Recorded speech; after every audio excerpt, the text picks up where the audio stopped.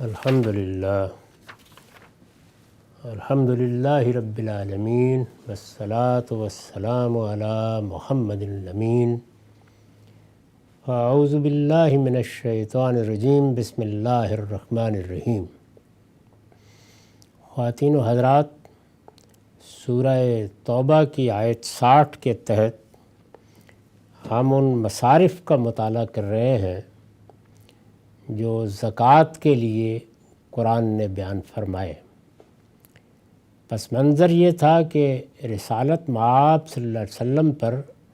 منافقین نے یہ الزام عائد کیا کہ صدقات میں صحیح اصول پر ترجیحات قائم نہیں کی جاتی، چنانچہ بعض لوگوں کو نوازا جاتا ہے اور ہمارے جیسے بعض محروم ہو جاتے ہیں۔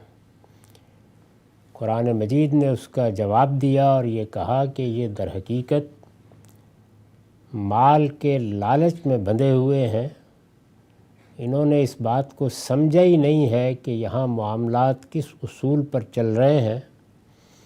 یہ جو کچھ بھی صدقات ہیں، جو زکوٰۃ کا مال جمع ہوتا ہے، یہ سب اللہ پروردگار عالم کے حکم کے مطابق خرچ کیا جاتا ہے، اور اس کے مصارف فلاں اور فلاں ہیں۔ یعنی جو مال بھی حکومت کے پاس بیت المال میں آتا ہے، یا آج کی اصطلاح میں یوں کہیے کہ آپ کے خزانے میں جمع ہوتا ہے، اس کے خرچ کے مقدار یہ ہیں۔ یہ قرآن نے بیان کر دیے۔ یہ بتانا اس لیے ضروری ہے کہ پیش نظر یہ نہیں تھا کہ یہاں کوئی مصارف متعین کر کے بیان کیے جائیں، بلکہ ایک امر واقعی کا اظہار ہے جس کے تحت یہ چیز زیر بحث آ گئی ہے۔ رسول اللہ صلی اللہ علیہ وسلم اس وقت حکومت کا نظم خود چلا رہے تھے، اللہ تعالیٰ کی ہدایت کے مطابق چلا رہے تھے۔ اس میں جو خرچ بھی کیا جاتا تھا وہ ظاہر ہے کہ ان اصولوں پر مبنی تھا جو حکومت کے لیے یا بیت المال کے لیے علم و عقل کی روح سے بھی مسلمہ ہیں اور اللہ کی ہدایت کے بھی مطابق ہیں، اور جس میں ظاہر ہے کہ یہی چیز ملحوظ ہوتی ہے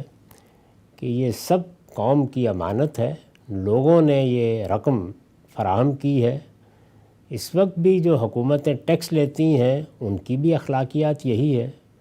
زکوٰۃ کے معاملے میں تو اور بھی زیادہ ذمہ داری ہے کہ وہ در حقیقت اللہ کے حکم پر لی جاتی ہے، اللہ کی بارگاہ میں نظر کے طور پر پیش کی جاتی ہے، اللہ کے حکم پر اللہ کی بارگاہ سے اٹھا کر حکومت کے حوالے کی جاتی ہے۔ تو اس لیے اس میں کوئی غلطی ہونے کا، اور بالخصوص پیغمبر کی طرف سے غلطی ہونے کا امکان ہی نہیں تھا۔ اللہ تعالیٰ براہ راست معاملات کو خود بھی دیکھ رہے تھے۔ تاہم یہ بات اس سے معلوم ہوتی ہے کہ دنیا کے معاملات ایسے ہیں کہ اس میں اگر پیغمبر کو بھی اقتدار دے دیں تو یہ نہیں ہو سکتا کہ اس پر کوئی اعتراض نہ کرے۔ تو اعتراض ہوا اور قرآن مجید نے اس کو نقل کیا ہے۔ تو اس کے ذیل میں اللہ تعالیٰ نے یہ بیان کیا کہ یہ جو مال جمع ہو رہا ہے، حکومت کے خزانے میں آتا ہے، یہ فلاں فلاں جگہ پر خرچ کیا جاتا ہے۔ اخراجات بتا دیے اور ان کو تنبیہ کر دی کہ تمہارے لیے صحیح رویہ یہ تھا کہ اگر اس میں سے تمہیں کچھ ملتا تھا تو ظاہر ہے کہ استحقاق کی بنیاد پر ملتا تھا۔ پیغمبر اپنے فیصلے عدل اور انصاف سے کر رہے تھے، تمہیں اس پر اللہ کا شکر ادا کرنا چاہیے تھا، اور یہی کہنا چاہیے تھا کہ یہ ہمیں آج ملا ہے، ہم اللہ کے شکر گزار ہیں، اگر نہیں ملا تو آئندہ مل جائے گا، اور ہمارے لیے ہمارا پروردگار کافی ہے۔ یہ تعلیم دی ان کو کہ اگر تمہارے اندر ایمان ہوتا، تم اللہ کے رسول کے ساتھ سچے دل سے متعلق ہوتے تو کبھی اس طرح کی باتیں نہ کرتے، لیکن یہ دلوں کا نفاق ہے جس نے اس طرح کے اعتراضات پر تمہیں آمادہ کیا ہے۔ تاہم اب سن لو کہ جو کچھ جمع ہوتا ہے وہ کہاں خرچ کیا جاتا ہے۔ تو اس ذیل میں یہ مصارف بیان ہوئے ہیں۔ اس میں ہم نے خاص طور پر جس مصرف کے بارے میں توجہ دلائی وہ العاملین علیہا کا تھا۔ عام طور پر لوگوں نے یہ خیال کیا ہے کہ العاملین علیہا کا مطلب یہ ہے کہ وہ محکمہ جو تحصیلدار کی حیثیت سے ٹیکس جمع کرتا ہے اس کے ملازمین کی تنخواہیں اس میں سے دی جا سکتی ہیں۔ میں نے یہ عرض کیا کہ ایسا نہیں ہے۔ عربی زبان میں اس عملے کے لیے یا ان لوگوں کے لیے یا تحصیلداروں کے لیے ایک خاص لفظ موجود ہے، قرآن نے وہ استعمال نہیں کیا، اس کی جگہ ایک نئی تعبیر اختیار کی، اور وہ تعبیر ہے العاملین علیہا۔ اس میں ظاہر ہے کہ علی کے بعد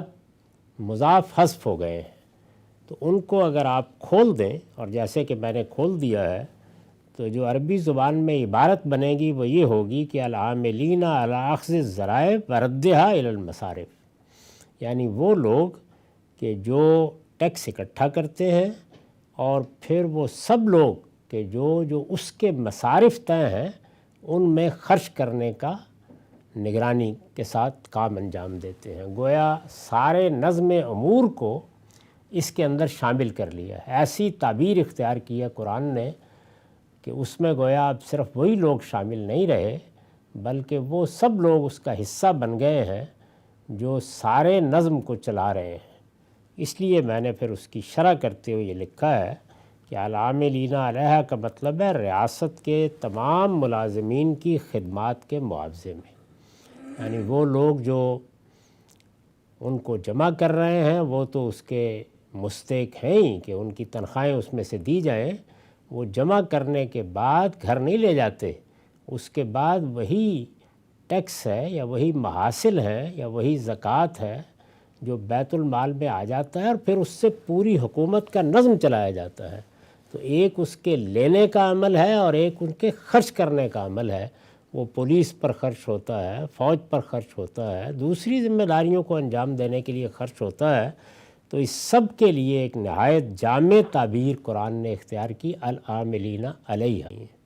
تو یہ اخراجات سیاسی اخراجات کہے جا سکتے ہیں، یعنی سیاسی ضرورتوں کے لیے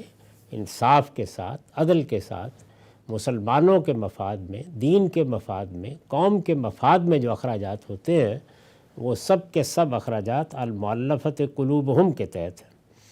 تو اس کو میں نے واضح کیا، یعنی اسلام اور مسلمانوں کے مفاد میں تمام سیاسی اخراجات کے لیے۔ اس میں جو ترکیب اختیار کی گئی ہے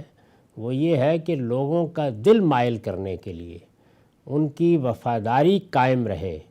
وہ بغاوت پر آمادہ نہ ہو جائیں۔ عام طور پر ریاستوں میں جو علاقے قبائلی سے علاقے ہوتے ہیں ان میں یہ اخراجات کرنے ناگزیر ہو جاتے ہیں، بہت مشکل ہوتا ہے اس کے بغیر آپ نظم چلا سکیں، ورنہ یہ ہے کہ پھر وہاں افواج رکھنی پڑتی ہیں، اس کے علاوہ کوئی چارہ نہیں ہوتا۔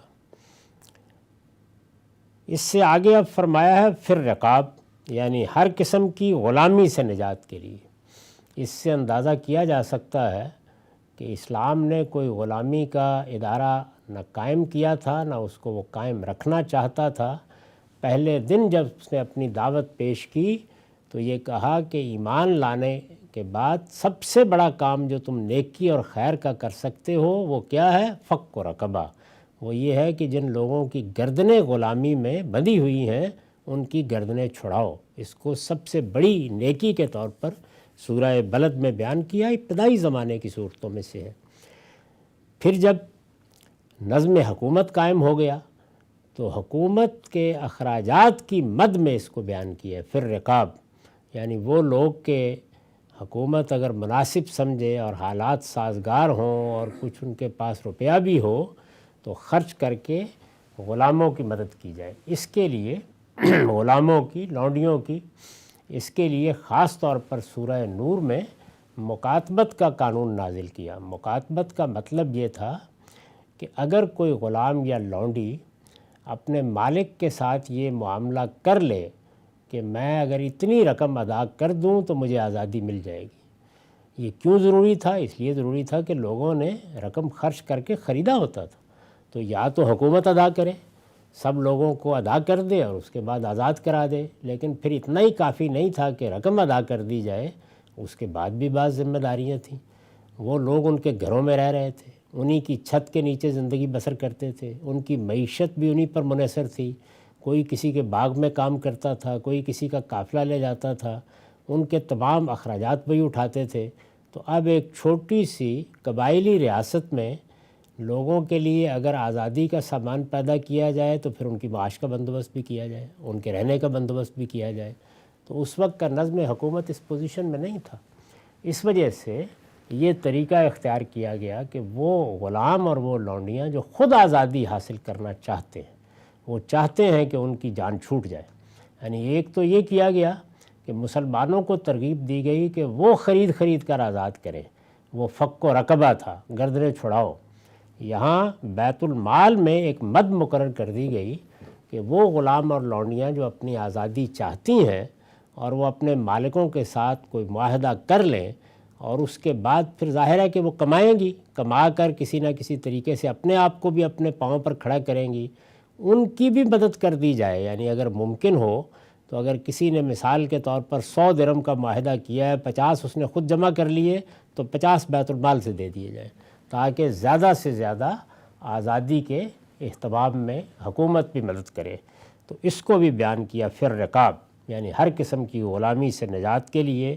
یہ اخراجات کیے جاتے ہیں۔ وہ لوگ جو اس مقصد کے لیے مستحق ہوتے ہیں ان کی بھی حکومت مدد کرتی ہے۔ تو یہ اللہ تعالیٰ بتا رہے ہیں کہ اس وقت رسول اللہ کے پاس جو زکوٰۃ یا صدقات جمع ہو رہے ہیں یا بیت المال میں خزانے میں جو کچھ آ رہا ہے وہ ان جگہوں پر خرچ کیا جا رہا ہے، یعنی یہ اخراجات بتائے جا رہے ہیں کہ یہ کیے جا رہے ہیں۔ تو یہ بتایا کہ ریاست کے ملازمین کو دیے جا رہے ہیں، فقراء و مساکین کو دیے جا رہے ہیں، اسلام اور مسلمانوں کے مفاد میں سیاسی اخراجات کیے جا رہے ہیں، اور اب ہر قسم کی غلامی سے نجات کے لیے، یعنی اگر اس میں لونڈیاں ہیں، اس میں کوئی غلام ہیں، وہ آزادی چاہتے ہیں، انہوں نے مکاتبت کی ہے، کچھ ادائیگی کر کے انہیں آزادی مل سکتی ہے، تو وہ بھی کچھ کر رہے ہیں، اور اس میں بھی ایک مد مقرر کر دی گئی ہے کہ ان کی مدد کر دی جائے۔ الغارمین، یعنی کسی نقصان، تاوان یا قرض کے بوجھ تلے دبے ہوئے لوگوں کی مدد کے لیے۔ تو ایک مد یہ بھی ہے کہ آدمی فقیر اور مسکین تو نہیں ہے، لیکن کسی کاروبار میں نقصان کی وجہ سے، یہ جو اس وقت انشورنس کا ایک بڑا نظام بنایا گیا ہے وہ اس طرح کے ناگہانی معاملات میں لوگوں کی مدد کے لیے بنایا گیا ہے۔ اس وقت یہ نظام تو نہیں تھا، عام طور پر قبیلے کے لوگ ذمہ داری اٹھاتے تھے، دیت کی ذمہ داری آ پڑتی تھی، یعنی قتل ہو جاتے تھے، کسی کو نقصان پہنچ گیا ہے، اس میں چونکہ عام طریقہ یہ تھا کہ اگر لوگ قصاص نہیں لینا چاہتے تو مالی تاوان یا جرمانہ عائد ہو جاتا تھا، جس کو دیت کہا جاتا ہے، بلڈ منی کہتے ہیں۔ تو اس میں بھی عام طور پہ قبیلہ مدد کرتا تھا، جس کو عاقلہ کہتے تھے اس دور میں۔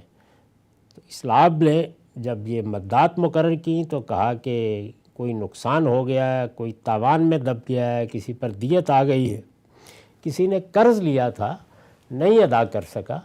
تو اس کی مدد بھی اگر فی الواقع استحقاق ہو اور مناسب معلوم ہو کہ کی جا سکتی ہے تو بیت المال سے ادا کر دی جائے۔ یعنی وہ چیزیں جو اس وقت انشورنس کے ذریعے سے ہوتی ہیں ان کی ذمہ داری بھی حکومت کے معاملے میں یہاں بتائی گئی۔ پھر فرمایا فی سبیل اللہ، یعنی یہ ظاہر ہے کہ ایک اسلامی حکومت ہے۔ اسلامی حکومت کی جو تعبیر ہے اس کی میں کئی بار وضاحت کر چکا ہوں کہ ہر وہ حکومت جو دین نے حکومت سے متعلق جو احکام دیے ہیں ان پر عمل کرتی ہے وہ اسلامی حکومت ہے۔ تو اسلامی حکومت کے لیے امرہم شورا بینہم کا طریقہ اللہ تعالیٰ نے مقرر کیا ہے، یعنی یہ پابند نہیں کیا کہ کسی خاص طبقے کے لوگ اس حکومت کو چلائیں گے، بلکہ یہ کہا ہے کہ سب لوگ اس میں شریک ہیں، وہ جمہوری طریقے سے جن لوگوں کو بھی ذمہ داری دیں وہ یہ ذمہ داری اٹھائیں، اور اس کے بعد جس طرح حکومت کے ذیل میں وہ ذمہ داریاں جو علم و عقل کی روح سے مانی جاتی ہیں وہ ادا کریں گے، اسی طریقے سے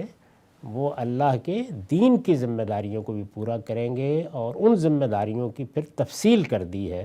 اور یہ بتا دیا ہے کہ وہ ذمہ داریاں کیا ہیں۔ اس میں مثال کے طور پر یہ ذمہ داری ڈالی گئی ہے کہ جماعت کا نظم قائم کیا جائے، مسجدوں کی مدد کی جائے، اسی طریقے سے جمعے کے خطبے کا اہتمام ہو، عیدین کا اہتمام ہو۔ یہ نماز سے متعلق ایک اسلامی حکومت یا مسلمانوں کی حکومت کی ذمہ داری ہے۔ زکوٰۃ لی جائے، اس کے علاوہ لوگوں پر کوئی ٹیکس عائد نہ کیا جائے، اور اس طرح حکومتوں نے جس استبداد میں ٹیکس کے نام پر جگڑنا ہے لوگوں کو، اس سے بھی ان کو نجات ہو اور وہ آزادی کے ساتھ اپنی معاشی سرگرمیاں انجام دے سکیں۔ انہیں اعتماد رہے کہ ان کے مال میں ایک حصہ ہے جو اللہ نے مقرر کر دیا ہے، نہ اس میں کوئی اضافہ کر سکتا ہے اپنی طرف سے اور نہ اس کو کوئی تبدیل کر سکتا ہے۔ تو یہ بھی گویا ایک اسلامی حکومت کی ذمہ داری ہے۔ اس کے بعد پھر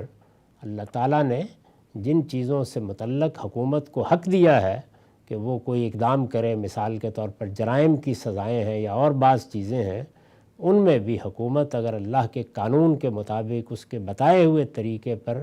جس کو قرآن نے کہا ہے کہ اللہ کے فیصلے کو نافذ کرے، تو یہ اسلامی حکومت ہے۔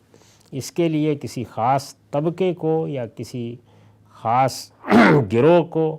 یا کسی خاص جماعت کو منتخب نہیں کیا گیا، سب مسلمانوں کے بارے میں فرمایا ہے امرہم شورا بینہم۔ اس کے بالکل برخلاف مذہبی حکومت ایک بالکل الگ چیز ہے۔ مذہبی حکومت کا مطلب یہ ہے کہ مذہبی طبقے کی حکومت قائم کی جائے، یعنی جس طرح کہ ہمارے ہاں علماء ہیں، اسی طریقے سے ہر گروہ میں قدیم میں رہے ہیں، ہندوؤں میں برہمنوں کی حکومت قائم کر دی جائے، اسی طریقے سے جو کلرجی ہے یا وہ لوگ جو کلیسا میں خدمات انجام دیتے ہیں ان کی حکومت قائم ہو، تو یہ مذہبی حکومت ہوگی، یعنی ایک طبقے کی حکومت۔ اسلام میں اس کا کوئی تصور نہیں ہے۔ ہمارے ہاں حکومت اسلامی ہوتی ہے جب وہ اللہ کی شریعت پر عمل کرتی ہے، اللہ کے دین کے مطابق فیصلے کرتی ہے۔ تو اس ذیل میں یہ فرمایا کہ فی سبیل اللہ،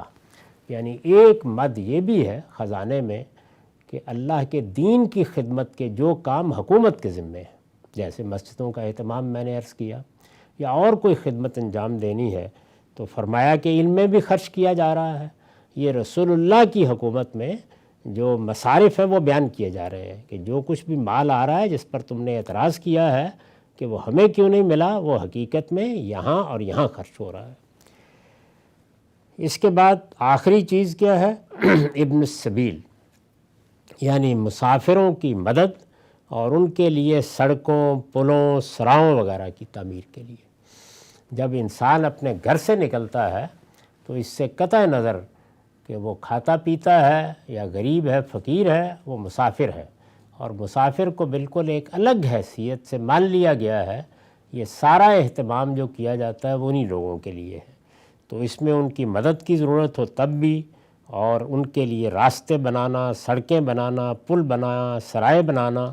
یہ سب چیزیں بھی اس کی مددات میں شامل ہیں۔ اس میں عربی زبان سے واقف شخص جانتا ہے کہ فی ہے اور اس کے بعد پھر ایک مضاف حذف ہو گیا، یعنی ان کی بہبود میں، ان کی خدمت میں، ان کی ضرورتوں میں یہ خرچ کیا جا رہا ہے۔ یہ مددات ہیں جو ایک اسلامی حکومت میں بیت المال میں مقرر کی گئی ہیں کہ ان میں در حقیقت یہ سب خرچ ہوتا ہے۔ اگر آپ ان پر ایک نگاہ ڈالیں تو کوئی چیز باہر نہیں رہی۔ اصل میں حکومت کا سارا نظم متعلق ہو گیا ہے اور تمام ذمہ داریاں بھی بیان ہو گئی ہیں، اور محض ان مددات کے ناموں ہی سے واضح ہوتا ہے کہ ایک اچھی حکومت کو کیا کیا کام انجام دینے چاہیے، کیا چیزیں اس کے لیے لازم ہیں وہ ہم جانتے ہیں۔ اس کے لیے جو کچھ لازم ہے وہ تو نظم قائم رکھنا ہے، یعنی لوگوں کے حقوق تلف نہ ہوں، کسی کی جان مال آبرو کے خلاف زیادتی نہ ہو، بنیادی حیثیت یہی ہے، امن قائم کرنا۔ اس کے لیے جو ادارے بنانے پڑتے ہیں جیسے پولیس کا ہے، فوج کا ہے، وہ ناگزیر ہیں، اسی طرح عدالتیں ہیں، لیکن اس کے بعد لوگوں کی بہبود کے کام، ان کی بہتری کے کام، ان کی خدمت کے کام، یہ سب نوافل میں سے ہیں۔ تو اگر کوئی حکومت انجام دیتی ہے تو وہ جس طریقے سے اپنے پاس آنے والے دوسرے سرمایے کو خرچ کر سکتی ہے، اسی طریقے سے زکوٰۃ کو بھی خرچ کر سکتی ہے۔ یہ پوری بات یہاں قرآن مجید نے بیان کر دی۔ اس کے بعد میں نے لکھا ہے یہاں یہ امر ملحوظ رہے کہ زکوٰۃ اور دوسرے تمام صدقات جس طرح فرد کے ہاتھ میں دیے جا سکتے ہیں، اسی طرح اس کی بہبود کے کاموں میں بھی خرچ کیے جا سکتے ہیں۔ یعنی یہ جو اوپر بیان ہوا ہے، تو اب مثال کے طور پر کسی کا قرض ادا کرنا ہے تو وہاں تو آپ اس آدمی کو دے دیں گے جس کے ذمہ قرض ہے، یا اس کی جگہ آپ قرض ادا کر دیں گے۔ اسی طرح اگر کسی پر کوئی تاوان آ گیا ہے، کسی پر کوئی نقصان عائد ہو گیا ہے تو وہاں پر بھی یہی ہے کہ آپ اس فرد کے کھاتے میں وہ روپیہ دے دیں گے۔ اسی طرح کی صورتحال تنخواہوں میں بھی ہے، جو لوگ خدمات انجام دے رہے ہیں ان کو آپ نے معاوضے کے طور پر ادا کر دیا۔ فقیر اور مسکین کا معاملہ بھی یہی ہے۔ لیکن بہت سی چیزیں ایسی ہیں کہ جن میں آپ فرد کے ہاتھ پہ نہیں پکڑاتے بلکہ کسی پروجیکٹ میں صرف کر سکتے ہیں، جیسے ہسپتال بنایا جا رہا ہے، سڑک بنائی جا رہی ہے، سرائے بنائی جا رہی ہے، اور کوئی ضروریات ہیں اس نوعیت کی۔ فوجی کو اگر آپ دیکھ لیں تو اسلحہ خریدا جا رہا ہے یا اسلحے کے کارخانے لگائے جا رہے ہیں، پولیس ہو، فوج ہو، دوسرے محکمے ہوں، ان کے لیے دفاتر ہیں، ان کے لیے کام کرنے کی جگہ بنا لی ہیں، کام کرنے کے لوازم فراہم کرنے ہیں، کوئی گاڑی فراہم کرنی ہے، کوئی اور چیز ہے۔ تو یہ جتنے اخراجات ہیں ان میں روپیہ فرد کے ہاتھ میں پکڑانا نہیں ممکن ہوتا، وہاں پر باقاعدہ کوئی نظم بنا کے اس کو خرچ کیا جاتا ہے۔ ہمارے ہاں عام طور پر فقہا نے یہ رائے قائم کر لی کہ زکوٰۃ کے لیے تملیک ذاتی ضروری ہے، یعنی کوئی آدمی ڈھونڈیں گے آپ اور اس آدمی کے ہاتھ میں دے دیں۔ تو یہ وہ چیز ہے جس کی یہاں میں تردید کر رہا ہوں۔ یہ امر یہاں ملحوظ رہے کہ زکوٰۃ اور دوسرے تمام صدقات جس طرح فرد کے ہاتھ میں دیے جا سکتے ہیں اسی طرح اس کی بہبود کے کاموں میں بھی خرچ کیے جا سکتے ہیں، یعنی یہ ضروری نہیں ہے کہ آدمی ہی تلاش کیا جائے ان کی بہبود کے کام۔ اصل یہ ہے کہ یہ روپیہ کسی کی ذات کے لیے نہیں دیا جا رہا، یہ ان مقاصد کے لیے ہے اور یہ وہیں خرچ ہونا چاہیے۔ ان کے مصارف پر تملیک ذاتی کی جو شرط بالعموم عائد کی جاتی ہے، یعنی عام طور پر یہ جو کہا جاتا ہے کہ نہیں کسی شخص کو یعنی باقاعدہ ایک زندہ آدمی کو اس کا مالک بنانا ضروری ہے، یہ جو شرط عائد کی جاتی ہے اس پر میں نے یہ وضاحت کی ہے کہ اس کے لیے کوئی ماخذ قرآن و سنت میں موجود نہیں ہے، یعنی یہ شرط ہمارے ہاں فقہا نے لگائی ہے، اللہ کے رسول نے ایسی کوئی شرط عائد نہیں کی، اور نہ خلفائے راشدین کے زمانے میں کوئی اس کا سراغ ملتا ہے، یہ بعد میں لگی ہے، جس طرح اور بہت سی چیزیں ہیں۔ استاذ امام لکھتے ہیں یہ مسئلہ چونکہ ہمارے ہاں بھی پاکستان بننے کے فوراً بعد ہی سامنے آ گیا تھا، تو اس وقت استاذ امام امین احسن اصلاحی نے اس پر ایک تفصیلی تحریر لکھی تھی جو اب شائع شدہ موجود ہے، مسئلہ تملیک کے عنوان سے، اور اس میں ان تمام دلائل کا تفصیل کے ساتھ جائزہ لے کے بتایا تھا کہ ان کی کوئی حیثیت نہیں ہے۔ تو اسی ذیل میں جو وضاحت انہوں نے کی تھی، تدبر قرآن میں بھی اس کو نقل کیا ہے، وہ میں یہاں پڑھ رہا ہوں۔ ہمارے فقہا کا ایک گروہ، یہ استاذ امام کے الفاظ ہیں، ہمارے فقہا کا ایک گروہ انما الصدقات للفقراء کے لام کو تملیک ذاتی کے مفہوم کے لیے خاص کرتا ہے، یعنی یہ جو الفاظ آئے ہیں قرآن مجید میں کہ انما الصدقات للفقراء، تو وہ یہ کہتے ہیں کہ یہ جو لام اس پر آیا ہے یہ پریپوزیشن یہ بتا رہی ہے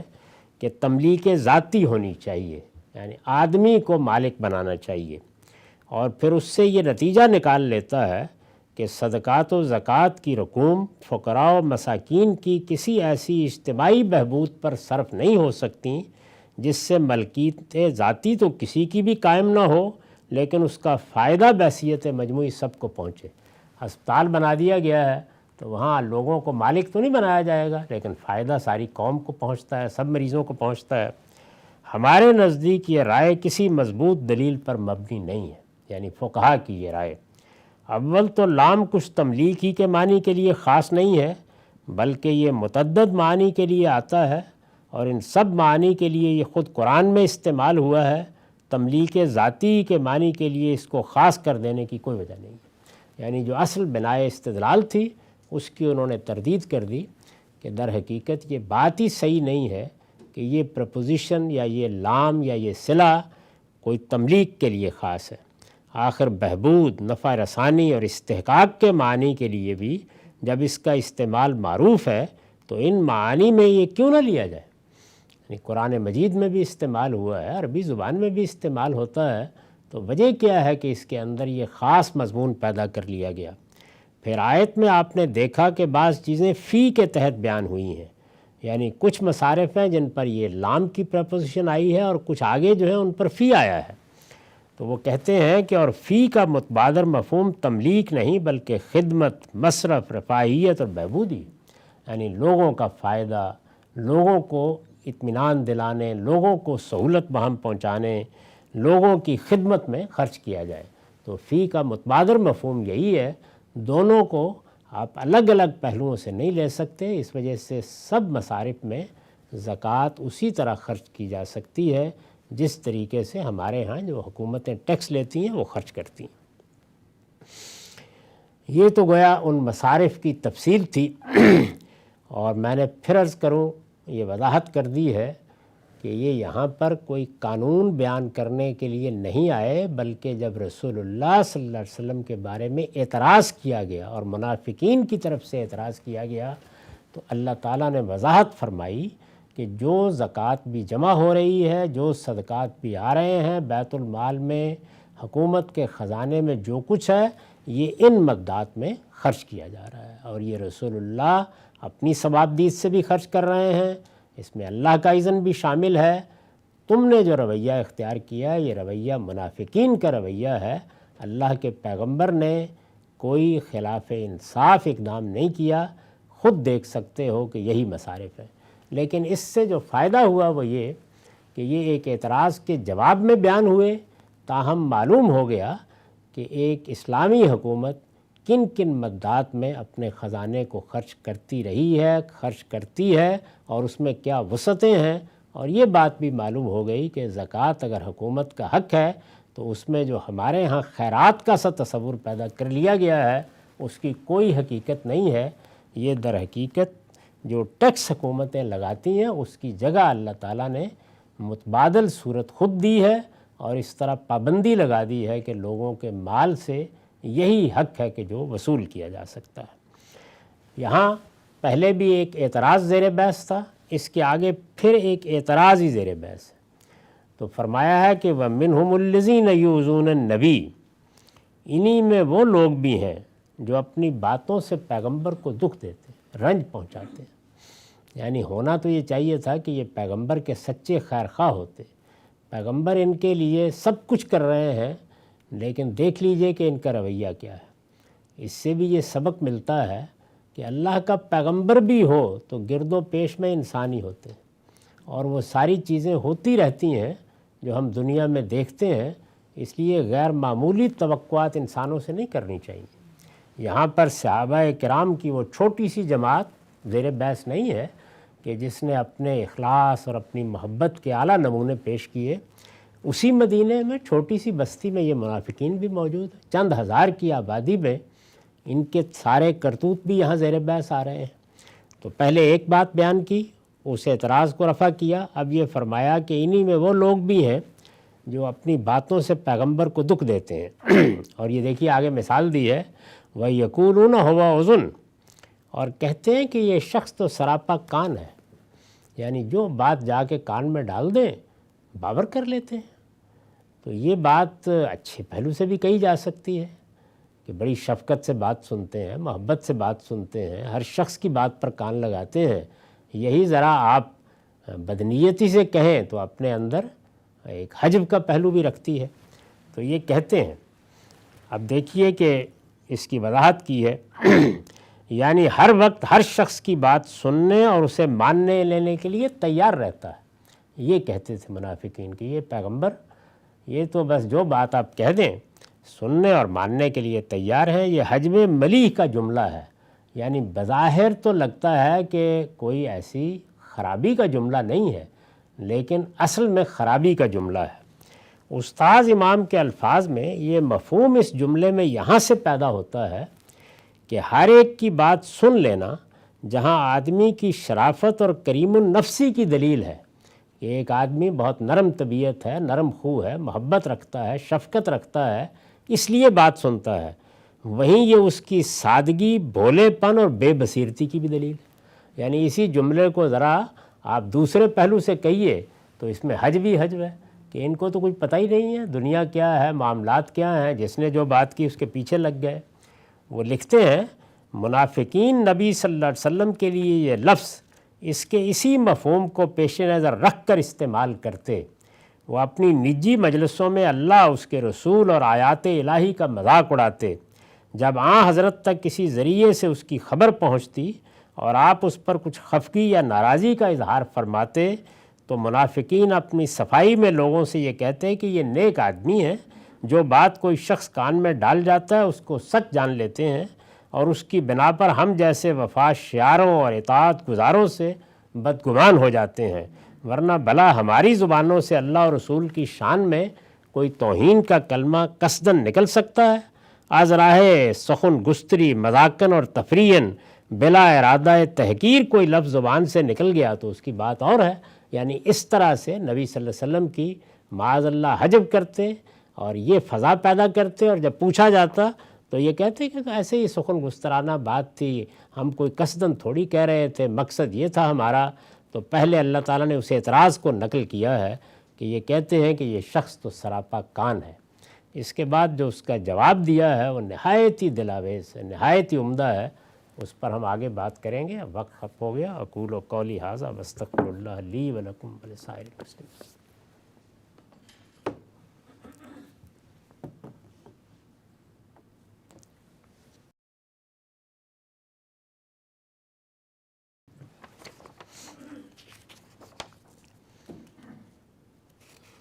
بسم اللہ الرحمن الرحیم۔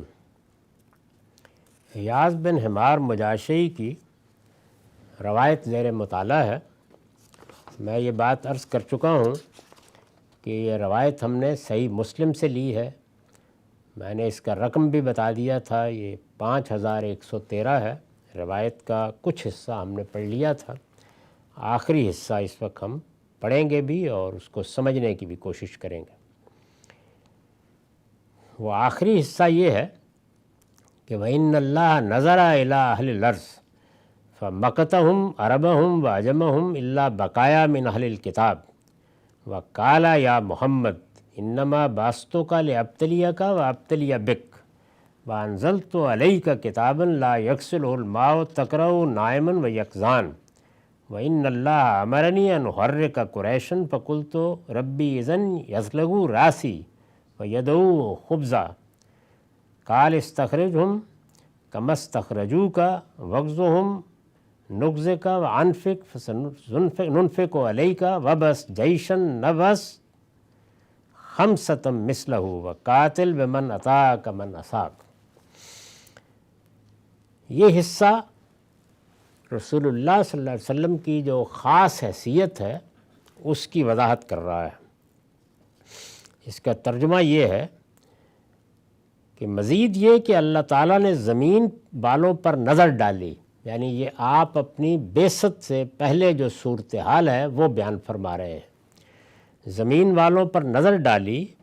تو اہل کتاب کے کچھ بچے ہوئے لوگوں کے سوا وہ ان کے سب عرب و عجم سے ناراض ہوا۔ یعنی صورتحال یہ تھی کہ لوگ دین کو بھی فراموش کر چکے تھے، اس میں بہت سی بدعتیں بھی داخل کر چکے تھے، اللہ تعالیٰ کی ہدایت جو پیغمبر لے کر آتے رہے ہیں وہ بھی بس ہو چکی تھی۔ دو بڑی جماعتیں جن کو اللہ نے دین کا علمبردار بنایا تھا، یہود، ان کے بارے میں جیسے کہ قرآن مجید بتاتا ہے کہ وہ اللہ کے غضب کا نشانہ بن چکے تھے۔ انہوں نے سیدنا مسیح کا انکار کر دیا، سیدنا مسیح کو صلیب دینے کی کوشش کی، اور اللہ کی شریعت کے ساتھ بھی، اس کے دین کے ساتھ بھی بے وفائی کی نتیجے کے طور پر وہ بڑے عذاب میں مبتلا ہوئے، تاہم سنبھلے نہیں۔ اسی طرح کی صورتحال نصارہ کی تھی۔ اللہ تعالیٰ نے ان کو توفیق دی کہ وہ مسیح علیہ السلام پر ایمان لائیں، لیکن ایک اور دوسری نسلی میں آ کر انہوں نے شریعت کو بھی منسوخ کر دیا، اور مسیح علیہ السلام کے دین جو اسلامی تھا اس کے بجائے سینٹ پال کی مسیحیت وجود میں آ گئی۔ قرآن مجید نے اس کو ضلالت سے تعبیر کیا ہے، یعنی گمراہی، سراسر گمراہی اختیار کر لی، اور یہ بھی بتایا ہے کہ ان کے دلوں میں بڑی رافت اور رحمت تھی،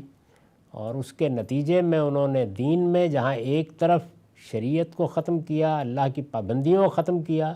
اور دوسری جانب ایک دوسری انتہا پر چلے گئے اور رہبانیت کو دین کا اصل مطالبہ قرار دے دیا۔ گویا وہ لوگ کہ جو اللہ کی خوشنودی حاصل کرنا چاہیں ان کے لیے آخری درجے میں یہی ہے کہ نہ وہ اپنا گھر بسائیں، نہ بیاہ کریں، نہ کوئی کاروبار کریں، بس راہب بن کر خانقاہوں میں جا کر بیٹھ جائیں۔ تو یہ صورتحال تھی جس میں ظاہر ہے کہ اللہ تعالیٰ ناراضی ہوں گے۔ تو فرمایا کہ یہ صورتحال تھی، اور فرمایا محمد میں نے تمہیں اس لیے بھیجا ہے کہ تم کو آزماؤں اور تمہارے ذریعے سے دوسروں کو بھی آزماؤں۔ اس میں یہ بات واضح کر دی گئی ہے کہ اللہ تعالیٰ نے یہ دنیا امتحان کے لیے بنائی ہے، تو ایسا نہیں کہ یہ امتحان پیغمبروں کے لیے نہیں ہے، ان کے لیے بھی اسی طرح ہے۔ ان کا انتخاب کیا جاتا ہے تو جس طرح کہ قرآن مجید نے بتایا ہے ان پر ذمہ داری دوہری آ جاتی ہے۔ چنانچہ رسول اللہ کی ازواج مطہرات کے بارے میں ہم نے قرآن کے یہ الفاظ پڑھے ہیں کہ چونکہ تم پر ذمہ داری زیادہ ڈالی گئی ہے، پابندیاں زیادہ لگائی گئی ہیں، تو اب اگر نیکی کرو گی تو اجر دوہرا، اور اگر کوئی غلطی کرو گی تو سزا بھی دگنی دی جائے گی۔ تو پیغمبروں کے ساتھ بھی یہی معاملہ ہوتا ہے۔ خود قرآن مجید نے یہ بتایا ہے کہ اگر ان سے کوئی کوتاہی ہو جائے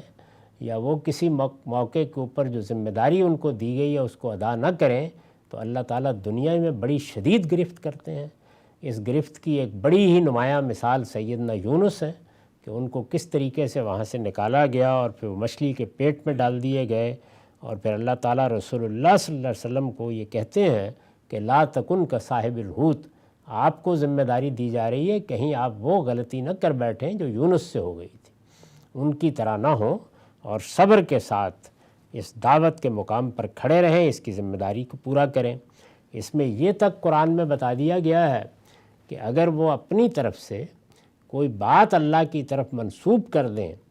تو اس کے نتیجے میں ان کی رگِ جان کاٹ دی جائے گی، اسی دنیا میں سزا دی جائے گی۔ تو یہاں یہ بتایا جا رہا ہے کہ جب پیغمبر کو بھیجا گیا ہے تو صرف یہی نہیں ہے کہ پیغمبر کے ذریعے سے دوسرے انسانوں کی آزمائش ہوتی ہے، پیغمبر بھی بڑی سخت آزمائش میں ہوتے ہیں، علم کی آزمائش، عمل کی آزمائش، استقامت کی آزمائش۔ اس لیے یہ خیال نہ کرو کہ تمہارے ساتھ تو کوئی سختی ہو رہی ہے اور پیغمبروں کے ساتھ کوئی رعایت ہو رہی ہے۔ تو حضور نے کہا کہ مجھے کہا گیا کہ محمد میں نے تمہیں اس لیے بھیجا ہے کہ تم کو آزماؤں اور تمہارے ذریعے سے دوسروں کو بھی آزماؤں، اور میں نے تم پر ایک ایسی کتاب نازل کی ہے جسے کوئی پانی دھو نہیں سکے گا۔ اس پر میں نے لکھا ہے، مطلب یہ ہے کہ وہ جس طرح جن الفاظ میں اور جس نظم و ترتیب کے ساتھ نازل کی گئی ہے قیامت تک اسی طرح باقی رہے گی،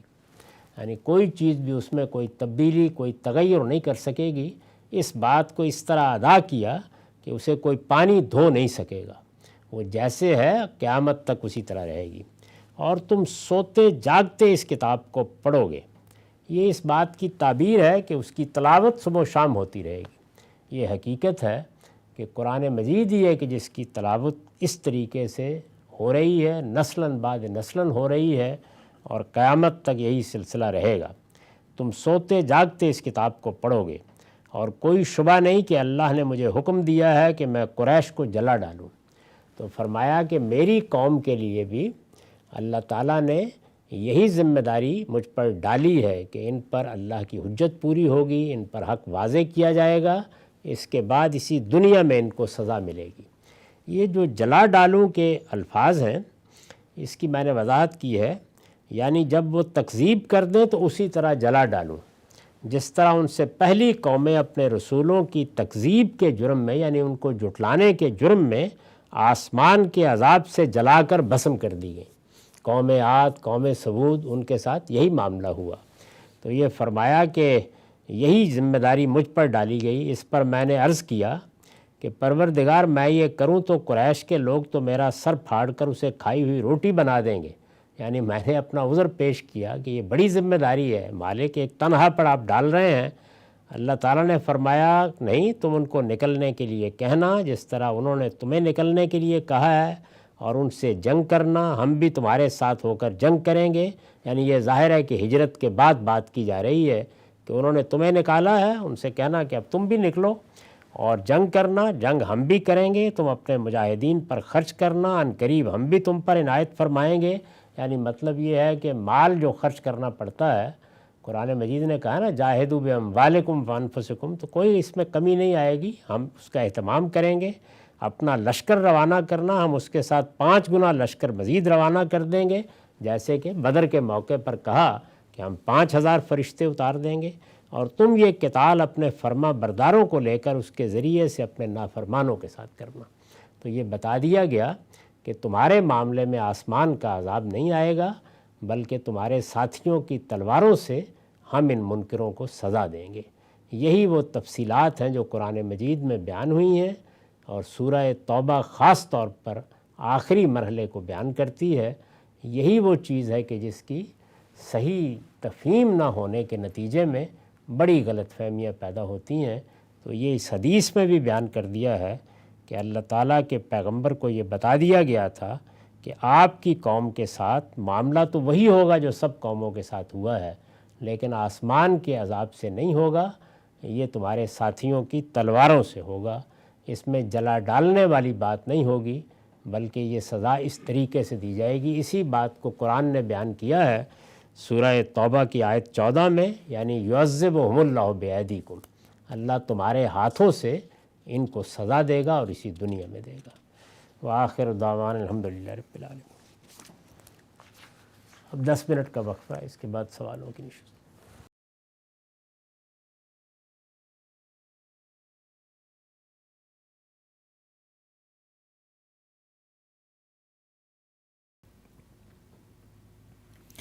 بسم اللہ الرحمن الرحیم۔ السلام علیکم۔ غامدی صاحب کے ساتھ سوال و جواب کی براہ راست نشست کو لے کر ڈیلس امریکہ غامدی سینٹر سے حاضر خدمت ہیں۔ آغاز کرتے ہیں۔ غام سے بہت شکریہ آپ کے وقت کا۔ آج کی نشست کا پہلا سوال عالمی منظرنامے میں ایک بہت بڑی تبدیلی، بالخصوص اسلامی تحریکوں کے پس منظر میں وہ ممالک جہاں پر مذہبی فکر رائج ہے، ہم سب جانتے ہیں سعودی عرب کا منظرنامہ تبدیل ہو رہا ہے۔ سیاسی افق پر تو ویسے ہی ہے، لیکن ان کے جو مذہبی رجحانات تھے، ان کا جو ایک ظاہری تشخص تھا، وہ سب کچھ یکسر تبدیل ہوتا ہوا نظر آ رہا ہے۔ وہ ملک کے جہاں پر پہلے مذہب ایک شناخت تھا، ایک جس کو آپ کہتے ہیں روایت پسندی، مذہب کی بنیادی چیزوں کے اوپر نو کمپرومائز، آج وہاں پر عورتیں بھی ڈرائیونگ کر رہی ہیں، کانسرٹس بھی ہو رہے ہیں، اور ٹورسٹ کے لیے بھی اس ملک کو کھولا جا رہا ہے، غیر مسلم بھی وہاں پر آ رہے ہیں۔ مغربی کلچر، مغربی سماج کے اثرات، پورا کا پورا ملک لگتا ہے کہ ایک طریقے سے تہذیبی شفٹ کی طرف جا رہا ہے۔ سوال میرا آپ سے یہ ہے کہ ہم نے جس ملک کو آج تک مذہب اسلام اور سیاسی اسلام اور اسلامی انقلاب کے بعد ایک ہدف بنایا کہ مذہب اگر نافذ ہوگا تو اس کی صورت ہوگی، وہی ملک اب تبدیلی کی طرف جا رہا ہے۔ اس تبدیلی کو آپ کیسے دیکھتے ہیں؟ یہ تبدیلی آئی کیسے، اور اس کے سماج پر مستقبل میں کیا اثرات ہوں گے؟ یہ دنیا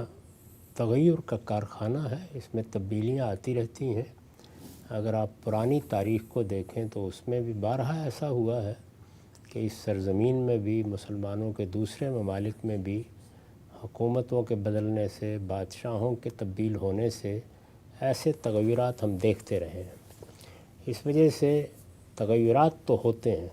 وہ جہاں کہیں بھی حکومتیں قائم ہوتی ہیں یا کوئی تبدیلی آتی ہے، وہاں ایک نئے تغیر کی بنیاد بھی پڑ جاتی ہے۔ انسانی فطرت ہی ایسے واقع ہوئی ہے کہ اس کو آپ ایک ہی نہج پر نہیں رکھ سکتے۔ اس میں اگر کوئی استبدادی نظم بھی قائم کر دیں تو ہم نے روس میں دیکھا، اس کا نتیجہ کیا ہوا، چین میں بھی دیکھ رہے ہیں۔ کتنی دیر تک آپ لوگوں کے اوپر کوئی چیز بالجبر نافذ کر سکتے ہیں، اس کے زیادہ لمبے اثرات نہیں ہوتے۔ بالعموم یہی بات دیکھی گئی ہے۔ تو اس سے خیر قطع نظر دیکھنا یہ چاہیے کہ اس سے پہلے جو کچھ ہو رہا تھا وہ کیا تھا، اب جو کچھ ہو رہا ہے وہ کیا ہے۔ میرا خیال ہے کہ اس میں چند بنیادی حقائق بھی واضح رہنے چاہیے۔ یہ جو سرزمین ہے، اس کی ایک خاص حیثیت ہے۔ یہ حیثیت اس کو میں نے، آپ نے، کسی حکومت نے، کسی بادشاہ نے نہیں دی، یہ اس کائنات کے پروردگار نے دی ہے۔ ہمیں اللہ تعالیٰ نے یہ بتایا ہے کہ یہ سرزمین ہے جس میں اس کے آخری پیغمبر کی بعثت ہوئی، اور اس کا انتخاب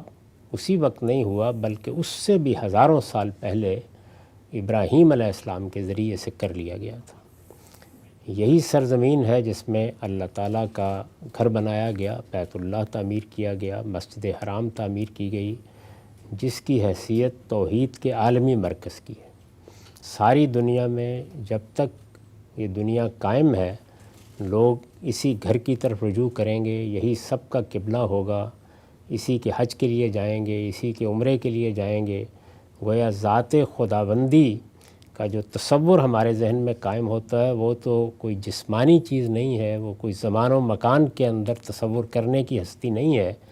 لیکن زمین کے اوپر ایک پیکر محسوس کی حیثیت اسی بیت اللہ کو حاصل ہے۔ یعنی یہ گویا ہماری عبادت گاہ ہے، ہمارا معبد ہے، مسجد ہے، جیسے کہ عبادت گاہیں قائم کی جاتی ہیں، لیکن اس کی حیثیت سب مسجدوں کے لیے گویا ایک ماں کی ہے۔ یہی وہ مسجد ہے کہ جس کی سیدنا ابراہیم علیہ السلام کے ذریعے سے تعمیر ہوئی،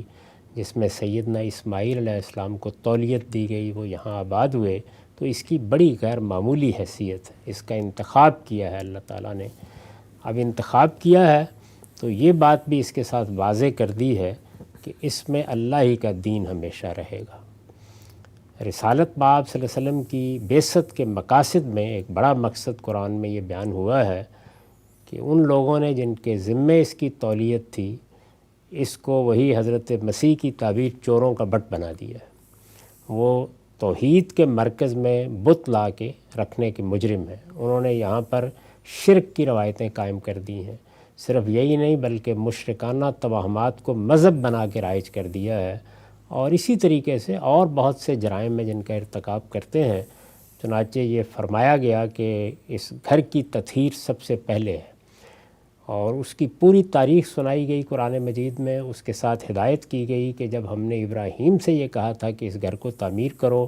تو اس وقت بھی یہ ہدایت کی تھی کہ اس پہ نماز کا اہتمام ہوگا، اس کو طواف کے لیے، اعتکاف کے لیے، حج کے لیے، عمرے کے لیے بالکل پاکیزہ رکھا جائے گا۔ اس کے ساتھ یہ پوری کی پوری سرزمین کے بارے میں بھی بیان کر دیا کہ جس طرح ایک زمانے میں ہم نے فلسطین کا انتخاب کیا تھا، اسی طرح یہ سرزمین بھی منتخب کر لی گئی ہے، اور اب یکون الدین کلہ للہ، اب اس میں دین اللہ ہی کا ہوگا، اس کے سوا کوئی دین یہاں نہیں ہو سکتا۔ رسالت مآب صلی اللہ علیہ وسلم کے ذریعے سے یہ مقصد حاصل کیا گیا، اور قرآن مجید کی سورہ توبہ میں یہ بتا دیا گیا کہ یہاں مشرکین میں سے اب کوئی شخص نہ زندہ رہے گا، نہ مشرکین کبھی یہاں آ کر اس گھر کی زیارت کر سکیں گے۔ اس کی تولیت بھی ان سے چھین لی گئی ہے، اور اہل کتاب بھی اگر یہاں پر جو اب موجود ہیں وہ رہنا چاہیں تو ان کو محکوم ہو کر جزیہ دے کر رہنا ہوگا، یہ بتا دیا گیا۔ اس طرح گویا اعلان کر دیا گیا کہ یہ وہ سرزمین ہے جس میں دین حق ہی کا غلبہ ہوگا، اور دین اللہ کا دین، اللہ کا وہ دین جو پیغمبروں کے ذریعے سے دیا گیا ہے، وہ صرف اسلام ہے، اور اسلام کے سوا یہاں کسی اور دین کا کوئی تصور نہیں ہے۔ رسول اللہ صلی اللہ علیہ وسلم نے اسی حکم کو واضح کر دیا کہ قیامت تک مسلمان اس بات کے پابند ہیں کہ لا یجتمع دینان فی جزیرۃ العرب، یعنی اس جزیرہ نما میں، جزیرہ عرب میں اللہ کے دین کے ساتھ کوئی دوسرا دین کبھی جمع نہیں ہوگا۔ تو یہ اس کے بارے میں دین کے، شریعت کے احکام ہیں۔ جو لوگ بھی وہاں بستے ہیں ان کے لیے کوئی راستہ اس کے سوا نہیں ہے کہ وہ اللہ کے دین کو مانتے ہیں، اس کے پیروں ہیں، اس کی ہدایات کی پابندی کرنے کے لیے تیار ہیں، تو یہ ان کی سرزمین ہے، وہ وہاں رہیں۔ اگر وہ اس دین کو چھوڑ دیتے ہیں تو اللہ کا حکم یہی ہے کہ پھر ان کے لیے بھی اس سرزمین پر کوئی جگہ نہیں۔ تو یہ ضروری تھا کہ میں سب سے پہلے آپ کو یہ بتاؤں کہ اس سرزمین کی خصوصی حیثیت کیا ہے۔ اس حیثیت کو اسی طرح قائم رکھنے کی ذمہ داری صرف بنی اسماعیل پر نہیں ہے۔ ہم جب مسلمان ہوتے ہیں تو ہم سب کی ذمہ داری ہے۔ اس میں کوئی انحراف ہوگا، اس میں کوئی خرابی ہوگی تو ہم سب اس کے لیے جواب دہ ہیں، اور ہمیں پوری کوشش کرنی ہے کہ توجہ دلائیں، اور اگر اس کے لیے اپنا سب کچھ بھی قربان کرنا پڑ جائے تو اس سے دریغ نہ کریں، اس لیے کہ یہی سرزمین اس دین کے مرکز کی حیثیت رکھتی ہے۔ اسی میں توحید کا عالمی مرکز ہے، اسی میں ہمارا وہ قبلہ ہے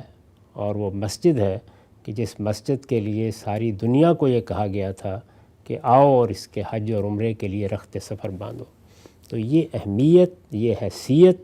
یہ کسی دور میں بھی وہاں حکمران کون آتے ہیں، کون جاتے ہیں، کیا کرتے ہیں، یہ حیثیت اور یہ اہمیت کسی حال میں بھی تبدیل نہیں ہوگی۔ یہ میں نے اس لیے عرض کر دیا کہ تغیرات سیاست میں اور سیاسی حالات میں ہوتے ہیں، لیکن اس سرزمین کے بارے میں دین کا نقطہ نظر کیا ہے، دین میں اس کو حیثیت کیا دی گئی ہے، اس کے حوالے سے وہاں کے لوگوں کی ذمہ داری کیا ہے، ہماری ذمہ داری کیا ہے، اس میں کوئی ابہام نہیں ہے۔ مسلمانوں کا پورا علم اس کو اسی طریقے سے بیان کرتا ہے۔ اب یہ دیکھ لیجئے کہ یہاں جو انقلاب آیا اور اس انقلاب نے ایک باقاعدہ صورت ہم یہ جانتے ہیں کہ کم و بیش 100 سال پہلے اختیار کی۔ اس سے پہلے ترکوں کی حکومت تھی، اور ہم جانتے ہیں کہ عثمانیوں کا کیا مزاج رہا ہے۔ ان سے بھی پہلے عباسیوں کی حکومت تھی، مسلمانوں کی بہت سی سلطنتیں قائم ہوئیں، اس میں بھی نشیب و فراز آتے رہے ہیں۔ ایسا بھی ہوا ہے کہ یہاں حملے ہو گئے، ایسا بھی ہوا ہے یہاں بغاوتیں ہوئی ہیں۔ وہ دور بھی آیا جب کئی برس کے لیے حجر اسود ہی لوگ اکھاڑ کر لے گئے، اور یہاں بہت طوفان بدتمیزی انہوں نے برپا کیا۔ تو حالات کے تغیرات تو تاریخ آپ پڑھیں اس میں ہوتے رہے ہیں۔ یہ جو تبدیلی آئی یہ اس لحاظ سے بڑی اہم تھی کہ یہ در حقیقت ایک مذہبی کہیے یا ایک اسلامی کہیے تحریک کے نتیجے میں آئی۔ یعنی ایک بڑے مسلح وہاں پیدا ہوئے، محمد بن عبد الوہاب۔ اس وقت ان کے نظریات، افکار وہ زیر بحث نہیں ہیں، ان سے مجھے آپ کو کسی کو اختلاف ہو سکتا ہے، لیکن بہرحال وہ ایک مصلح تھے۔ انہوں نے یہ کوشش کی کہ وہ اپنے گرد و پیش کے علاقوں میں بھی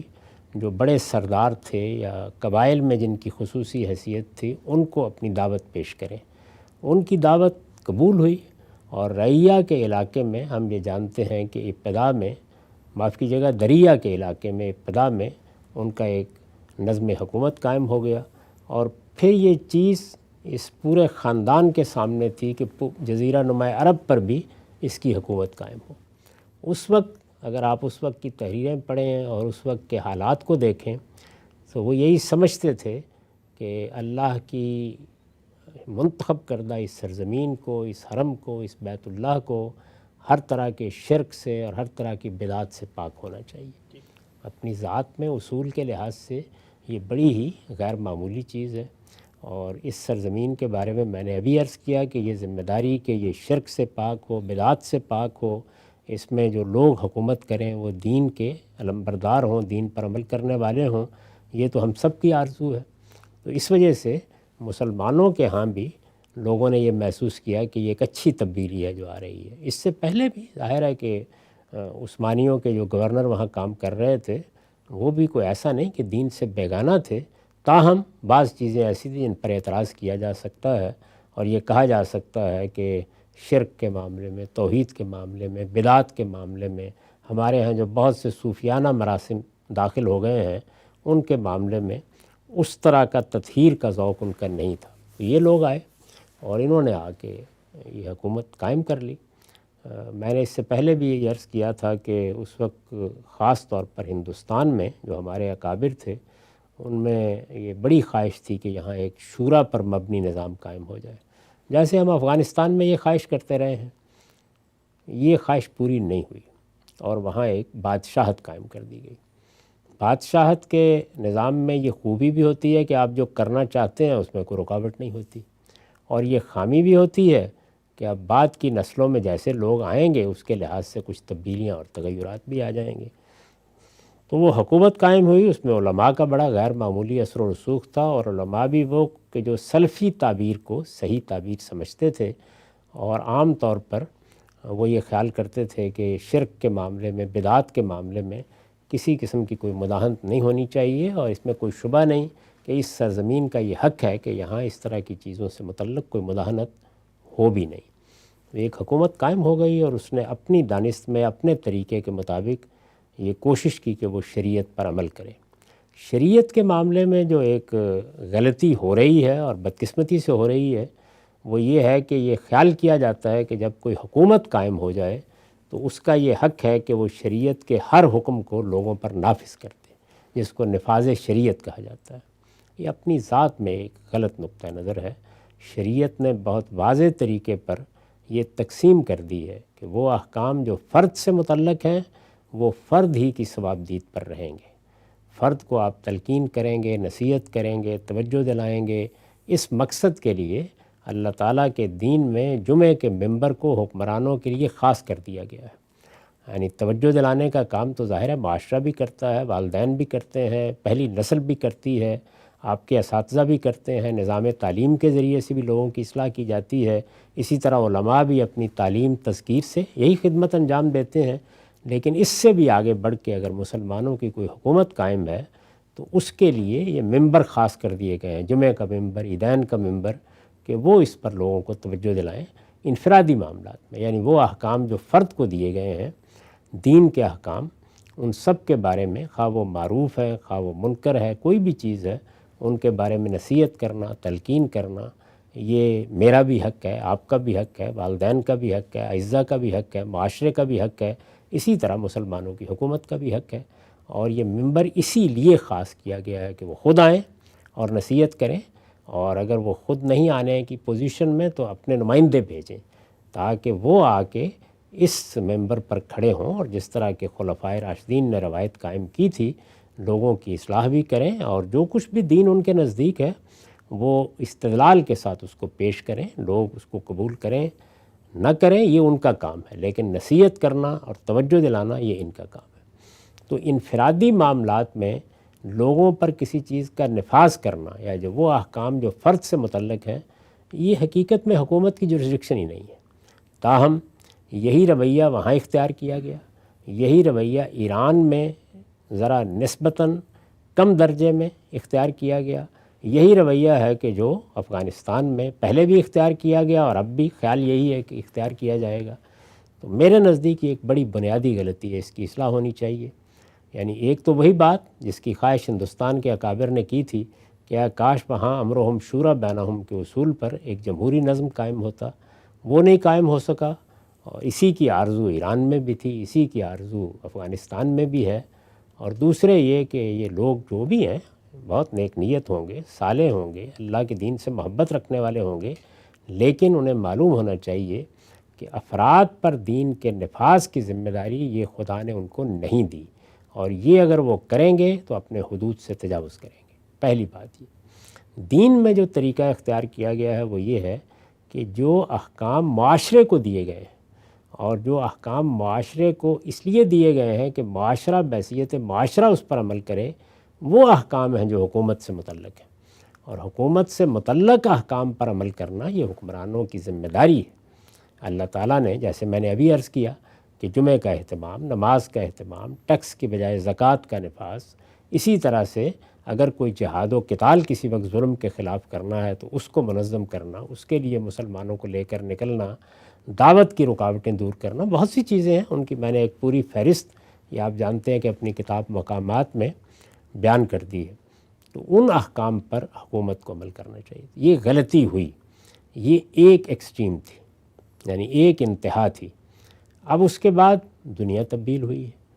وہ لوگ جو اس وقت نظم حکومت چلا رہے تھے ان پر علماء کا بہت اثر تھا، اور وہ ان کی ہدایات کو قبول بھی کرتے تھے، اس دعوے کے ساتھ آئے تھے کہ وہ تو اصل میں ایک اصلاحی تحریک کے نمائندے ہیں۔ تو ایک لمبا عرصہ مل گیا جس میں یہی صورتحال رہی، اور اس انتہا کو وہاں تک پہنچا دیا گیا کہ جہاں عورتیں بند کر دی گئیں، ان کے لیے اگر وہ ڈرائیونگ بھی کرنا چاہتی ہیں تو اس کے لیے بھی کوئی راستہ کھلا نہیں ہے۔ بہت سی پابندیاں ایسی لگا دی گئیں جن کا تعلق اصل میں فرد کے انتخاب سے تھا۔ تو وہاں یہ غلطی ہوئی، اور ایک ایسی انتہا وجود میں آئی کہ جس انتہا کا لازمی رد عمل ہونا تھا، دیر سے ہو سویر ہو۔ اگر کوئی جمہوری نظام ہوتا تو بڑی جلدی ہو جاتا، لیکن چونکہ بادشاہت تھی، آپ بول نہیں سکتے، بات نہیں کر سکتے، لوگ اگر کوئی آواز نکالتے بھی تھے تو کہیں باہر جا کے نکالتے تھے، تو اس وجہ سے کم و بیش ایک صدی کا عرصہ آپ کو مل گیا۔ میں یہ محسوس کرتا ہوں کہ اب وہاں پر وہ نیا طبقہ پڑھ لکھ کے آ گیا ہے۔ خود شاہی خاندان میں ہزاروں کی تعداد میں وہ لوگ ہیں کہ جو ہو سکتا ہے کہ دین کے معاملے میں اتنے واضح نہ رہے ہوں، ان کا وہ پس منظر بھی نہیں ہے، انہوں نے جدید تعلیم پائی ہے، تو جدید تعلیم اپنے ساتھ بہرحال اور بھی بہت کچھ لے کے آتی ہے، وہ بھی لے کے آ گئے ہوں گے۔ تو اس طرح ایک بڑی طاقت فراہم ہو گئی ہے اس نقطہ نظر کے مخالفین کو۔ تو اگر تو اس اعتدال پر یہ قائم ہو کہ شخصی معاملات کے معاملے میں مداخلت ختم کریں، اور دین کے وہ احکام جو معاشرے کو دیے گئے ہیں، حکومت کو دیے گئے ہیں، ان کا اہتمام رکھیں۔ اس سرزمین میں اسلامی کے ماننے والے آباد ہوں گے، باقی لوگوں کے جانے میں کوئی رکاوٹ نہیں ہے۔ وہ عمرے کو دیکھیں، حج کو دیکھیں، حج کرنا چاہیں کریں جا کے، کسی پر کوئی رکاوٹ نہیں ہے۔ اسی طرح عارضی خدمات کے لیے لوگ جا سکتے ہیں، رسول اللہ کے زمانے میں بھی جاتے تھے، لیکن مستقل قیام کی یہاں پر کسی شخص کو بھی اجازت نہیں دی جا سکتی، نہ دوسرے معبد تعمیر کیے جا سکتے ہیں۔ یہ احکام ہے اس کے بارے میں۔ حکومتیں وہاں ہوں یا حکومتیں اس سے باہر ہوں، ہر حال میں ان کو اللہ کی شریعت پر عمل کرنا چاہیے، اور انفرادی معاملات میں تلقین، نصیحت، یہ رویہ اگر ابتدائی میں اختیار کیا جاتا، یہی ایران میں اختیار کیا جاتا، یہی اس وقت افغانستان میں اختیار کیا جائے، تو آپ پائیدار اور مستقل اسلامی حکومتیں قائم کر سکتے ہیں اور وہ لوگوں کے لیے رحمت بن جائیں گی۔ لیکن اگر ایک انتہا اختیار کریں گے تو پھر رد عمل میں دوسری انتہا بھی لازماً سامنے آئے گی۔ میرا احساس یہ ہے کہ وہ آ رہی ہے، اور میں دعا کرتا ہوں کہ وہ اعتدال پر چلی جائے، یعنی وہی بات کہ انفرادی معاملات میں لوگوں کو وہ آزادی ملے جو اللہ نے ان کو دی ہے، اس میں حکومت جبر کا طریقہ چھوڑ دے اور ہر جگہ چھوڑ دے، اور وہ معاملات جو حکومت سے متعلق ہیں ان میں شریعت کی پابندی بھی ہو، اس کے احکام کی پیروی بھی ہو، اور اسی اخلاص کے ساتھ ہو جو اس سے پہلے ہم دیکھتے رہے ہیں، یا جب ابتدا ہوئی تھی اس وقت دیکھتے تھے، اور اس کے بعد بھی ایسے حکمران رہے ہیں جیسے شاہ فیصل تھے یا بعض اور لوگ تھے یا شاہ عبداللہ تھے، کہ ان کے زمانے میں یہ محسوس ہوتا تھا کہ اسلام کے ساتھ ایک سچے تعلق کی بنیاد پر حکومت کا نظم چلانے کی کوشش کی جا رہی ہے۔ یہ نہیں کہ ان کے سارے اقدامات درست ہوتے تھے، لیکن بحیثیت مجموعی وہ جذبہ، وہ تعلق جو ایک مسلمان میں ہونا چاہیے وہ نظر آتا تھا۔ تو اس وقت بھی دعا یہی کرنی چاہیے کہ ایک اعتدال اور توازن کا رویہ ہو، اور میں نے عرض کر دیا کہ اعتدال اور توازن میرے نزدیک کوئی لفظ نہیں ہے کہ آپ طے کریں گے، اس میں دین نے واضح طور پر بتا دیا ہے کہ انفرادی معاملات میں تلقین اور نصیحت، اور اجتماعی معاملات میں دین کے احکام پر حکمرانوں کو بھی، ارباب حل وقت کو بھی، ہر ایک کو عمل کرنا ہے۔ یہ تو عمومی بات ہے۔ اس کے ساتھ وہاں حرمین ہے، تو اس وجہ سے وہ جو حجاز کا علاقہ ہے یا حرمین ہے، یا وہ دو شہر ہیں جن کو قدیم صحیفوں میں بھی شہر امین اور شہر عزیز کہا گیا ہے،